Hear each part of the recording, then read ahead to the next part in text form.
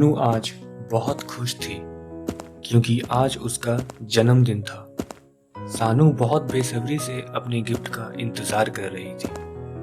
तभी दरवाजे पे दस्तक होती है।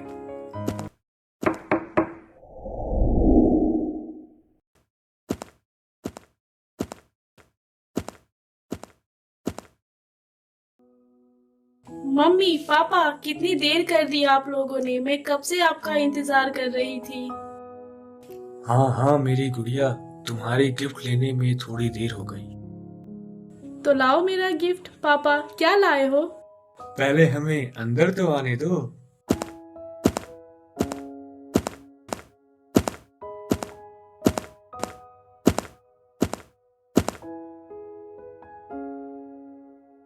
पापा अब तो दिखाओ मेरा गिफ्ट। ये क्या पापा, गिटार का मैं क्या करूंगी।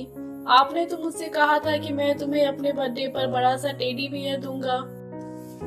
आप लोग बहुत बुरे हो, कभी मेरा बर्थडे भी नहीं मनाते, मेरे फ्रेंड्स को भी इनवाइट नहीं करते हो, मुझसे केक भी नहीं कटवाते हो और ना ही मेरे फेवरेट टॉयज लाकर मुझे देते हो। बहुत बुरे हो आप लोग। मैं कभी बर्थडे नहीं मनाऊंगी अपना। अब क्या करें हम लोग। सानू को कैसे समझाए कि सच्चाई क्या है। तुम चिंता मत करो, मैं अभी जाकर देखता हूँ।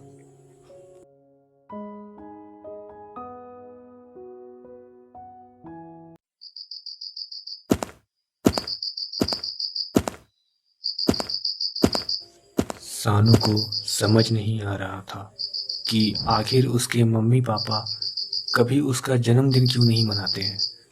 वह मन ही मन सोचती हुई अपने कमरे में चली जाती है।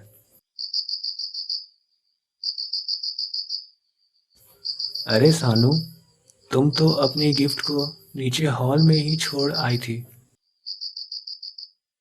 वही रख दो पापा। क्या हुआ सानू, तुम कुछ परेशान लग रही हो। तो और क्या करूं, आप लोग कभी मेरा बर्थडे नहीं मनाते। मेरे सारे फ्रेंड्स केक काटते हैं और पार्टी देते हैं, लेकिन मैंने कभी केक नहीं काटा, ना ही मेरे कोई फ्रेंड्स आते हैं। ऐसा क्यों पापा, क्यों, आखिर क्यों आप लोग मेरा बर्थडे नहीं मनाते हो कभी। बेटा अभी तुम बहुत छोटी हो, जब तुम बड़ी हो जाओगी तुम्हें सब पता चल जाएगा। ठीक है पापा, मैं सोने जा रही हूँ। Good night. गुड नाइट बेटा।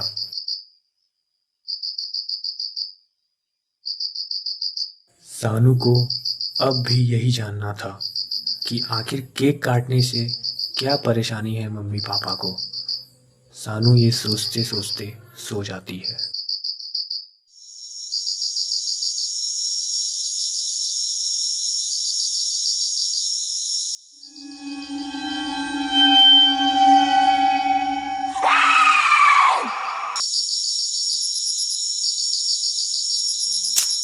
ये कैसी आवाज है।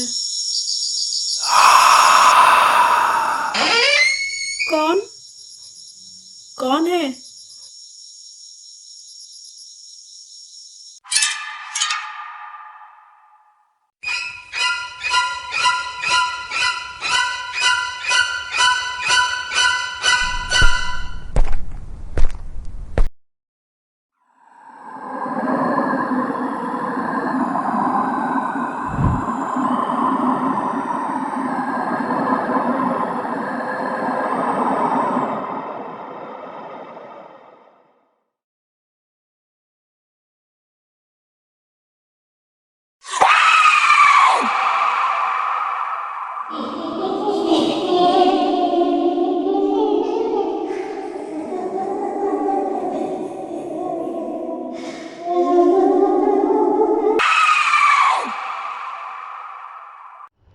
सानू चलो बेटा, उठ जाओ, स्कूल के लिए लेट हो जाओगे वरना। उठो बेटा, लेट हो जाओगे स्कूल के लिए।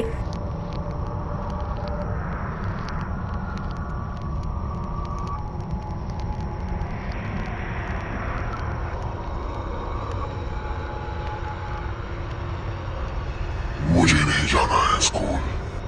तुम उठ रही हो या मैं पापा को बुलाऊं। जल्दी से उठो। मैंने कहा मुझे स्कूल नहीं जाना है। सानू बेटा, कोई बहाना नहीं चलेगा। चलो उठो और जल्दी से रेडी हो जाओ। मैंने एक बार कह दिया ना, मुझे नहीं जाना है स्कूल। आप लोगों को समझ में नहीं आ रहा है क्या? सानू की आंखें अचानक से लाल हो जाती हैं और उसके चेहरे पे अजीब से बदलाव आने लगते हैं।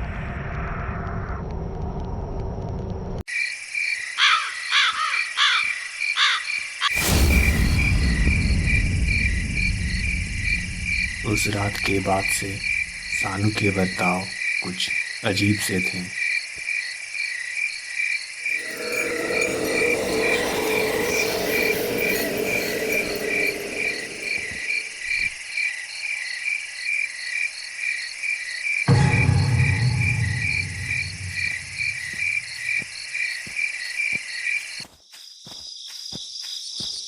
सानू की मम्मी पापा एक तांत्रिक से मिलते हैं और इस समस्या का समाधान ढूंढने के लिए तांत्रिक से विनती करते हैं।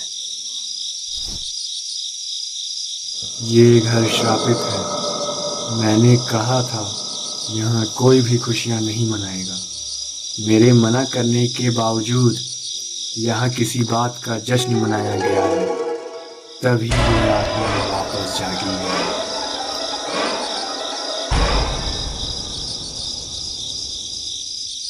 पर बाबा, हमने कोई जश्न नहीं मनाया। हमने तो आज तक अपनी बेटी का जन्मदिन भी नहीं मनाया। वो आत्मा वापस कैसे जाग सकती है? जश्न तो मनाया गया है, तभी वो आत्मा वापस जागी है। आप चुप क्यों हैं? आप ही बताइए ना इनको कि हमने आज तक कोई जश्न नहीं मनाया, फिर भी ऐसा क्यों हो रहा है? मुझसे एक बहुत बड़ी गलती हो गई है। क्या क्या हुआ है आपसे? बताइए, क्या गलती किया है आपने? कल जब मैं सानू के कमरे में गया तो वो अपने बर्थडे मनाने का जिद कर रही थी और मेरे मना करने पर वो बहुत उदास हो गई थी। मैं उसके उदास चेहरे को नहीं देख पाया और और क्या? बताइए, और क्या? इसीलिए मैंने सोचा उसकी खुशी के लिए एक छोटा सा केक काटकर उसका बर्थडे स्पेशल मना ही सकते हैं। लेकिन मुझे नहीं पता था कि ये शैतान आत्मा फिर से जाग जाएगी। सानू की मम्मी जोर जोर से रोने लगती है।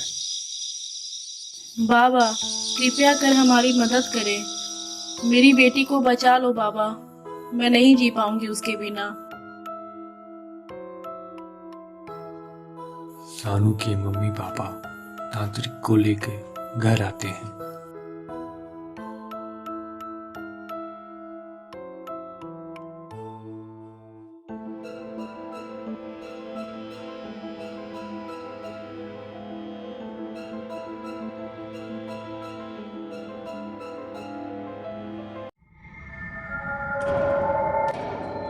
सानू घर पर कहीं नजर नहीं आती है, जिससे उसके मम्मी पापा को चिंता होने लगती है।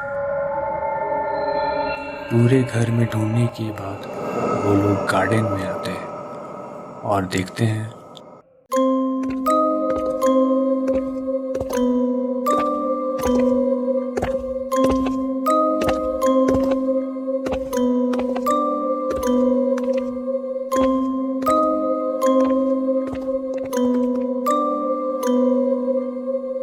ए लड़की, तुम जहां से आई हो वहीं चले जाओ। छोड़ दो इस बच्ची को।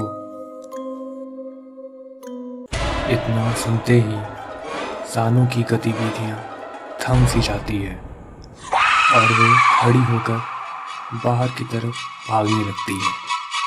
बाबा, ये क्या हो रहा है? पकड़ो मेरी बेटी को। कहाँ जा रही है वो? मुझे पता है वह आत्मा सानू को कहाँ लेकर गई होगी। चलो वहीं।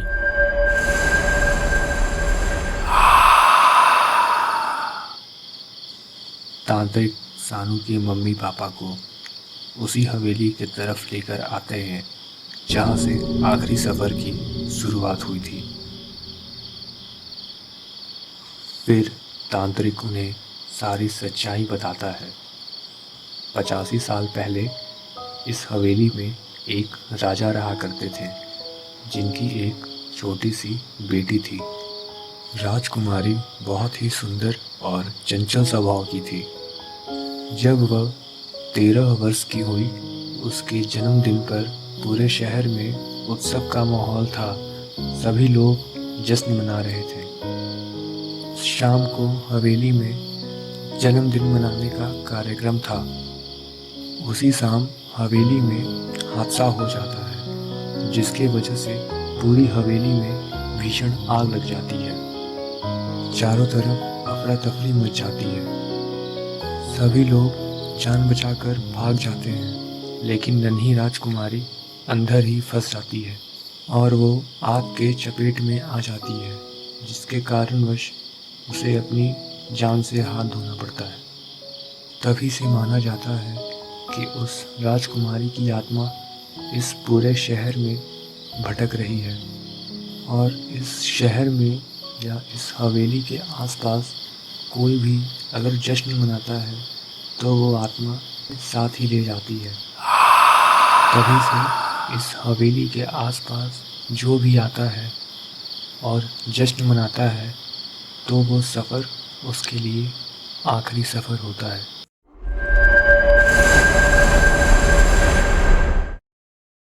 दोस्तों, अगर आपको ये हमारी वीडियो अच्छी लगी हो तो लाइक और सब्सक्राइब ज़रूर करें। मिलते हैं अगली वीडियो में।